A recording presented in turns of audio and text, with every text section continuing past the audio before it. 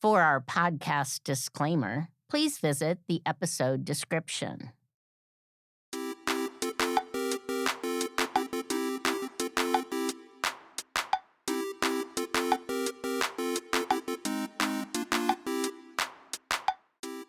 Welcome back to What the Heck is Happening in HR. I'm Kelley Rexroad, and today's episode is for anyone who is job searching right now or supporting someone else who is, or maybe even thinking about doing it. Because we need to talk about positivity in the job hunt. Not the Instagram version, not the everything happens for a reason version, not the version that makes people feel like they're failing if they're discouraged. We're going to talk about how to stay positive without gaslighting yourself because the modern job hunt is not just competitive, it's emotionally disorienting. And pretending otherwise helps no one. So let's name our reality. The job market looks very strong on paper. Low unemployment numbers, open roles, hiring headlines. But the lived experience of job seekers tells a more complicated story. I hear it all the time. Long application processes, automated rejections, multiple interview rounds, silence after final interviews, roles getting paused or disappearing entirely. People are doing everything right and still feeling stuck.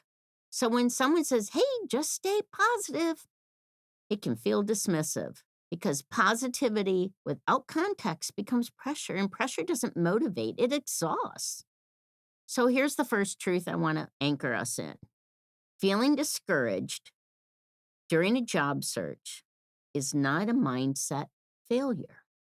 It's a normal response to uncertainty, rejection, and a lack of control. My Lord, we have a lack of control over this. Job searching requires sustained effort with delayed and often invisible feedback. You can't give up. That's psychologically hard. Your brain is wired to respond to progress, to closure, to reward, to reinforcement. The job hunt offers very little of that. So if you feel drained, frustrated, or discouraged, you're not broken. You're human. Now, let's talk about toxic positivity. Oh, yes. Toxic positivity shows up when people try to override real emotions instead of processing them. Phrases like, oh, everything happens for a reason. At least I have options. Manifest the right role. If I stay positive, something will come. They're well-intended statements, but they suggest that if the search is hard, you're doing positivity wrong, and that's not fair and it's not accurate. Staying positive doesn't mean denying reality. You can be optimistic and still be realistic. It means staying grounded while moving forward. So let's redefine positivity for the job hunt. Healthy positivity is not about pretending the market isn't tough.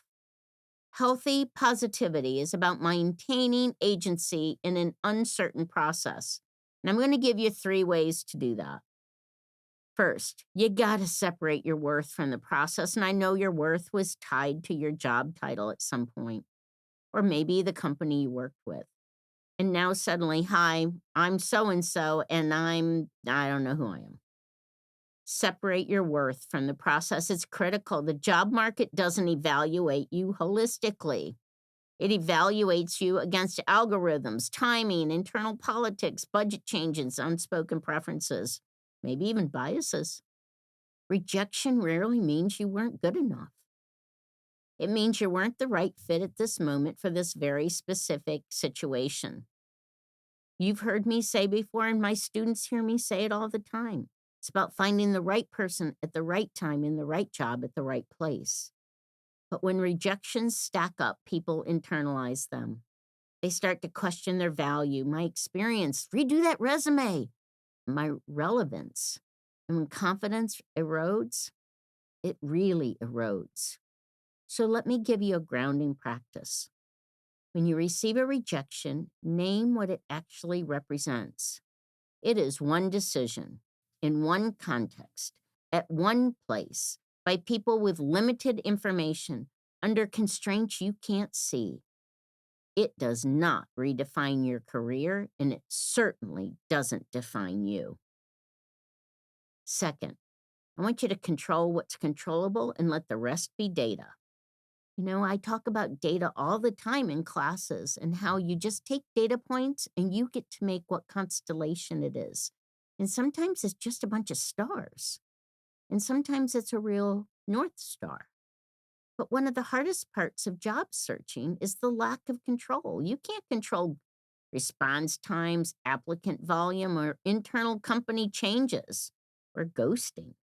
But you can control how you present your story, where you invest your energy, who you network with, how you prepare, how you recover between efforts. Healthy positivity comes from focusing on inputs, not outcomes. Did I follow up professionally? Did I tailor my story clearly? Did I show up prepared? Did I debrief and learn? Those are wins, even if the outcome wasn't. Everything's a lesson. Third, build structure so the search doesn't consume your identity. When job searching becomes your entire day, rejection feels personal and constant. So create some structure. Designate search time. Designate recovery time. Designate job related time. You're allowed to live while you search. Go get the oil changed in your car. Go ahead and work out. Go for a walk in nature. Do the things you can't normally do. In fact, people who protect their energy tend to show up better in interviews. Desperation is felt, even when it's unspoken. It just seeps through your pores. Now, let's talk about staying positive strategically. Applying everywhere feels productive, but it increases discouragement. A healthier approach is targeted momentum, fewer applications, better alignment, stronger storytelling, more relationship based outreach. And you've heard me say before, the job search needs to be in alignment with your values and where you wish to work. Progress feels slower, but it's more meaningful, and meaningful progress sustains optimism. Perspective matters. The season of your career is not the full story. Careers are not linear. I've yet to know anyone whose was linear. A job search can feel like a regression, but it's often recalibration. I had a student say to me recently, getting fired from that job was the best thing that happened to me because I'm working for a place I never thought I'd work for. And it's a great job, and I'm doing what I love. And I got some time off to enjoy holidays. Recalibration can feel uncomfortable, but it can be so releasing. So, to leaders and HR professionals listening, be mindful of how you talk to job seekers. Instead of just stay positive, try validation. I know it's draining. I know the process can seem unfair. I know how much effort it takes. Really, I know. Validation restores dignity. It's respectful. Dignity matters when someone's livelihood is at stake. And here's the mindset shift that matters most. Positivity is not confidence in the outcome. It's confidence in your ability to adapt. I want to say that again because I think it's so important. Positivity is not confidence in the outcome. It's confidence in your ability to adapt. You don't need certainty about the job. You need trust in yourself. Trust that you can learn, that you can adjust, that you can advocate, that you can recover. That trust keeps people going. If you're job searching right now, remember this. You're not behind, you're not failing, and you're certainly not alone. Hope rooted in reality is stronger than optimism built on denial. And if this episode resonated with you, or if you know someone who needs to hear it, send it to them. Subscribe to What the Heck is Happening in HR on Spotify, Apple Podcasts, iHeartRadio, or YouTube. Share it with someone navigating the job search right now, or maybe even someone who's afraid to leave a job. Because staying positive doesn't mean pretending everything is fine. It means staying grounded, human, and moving forward anyways.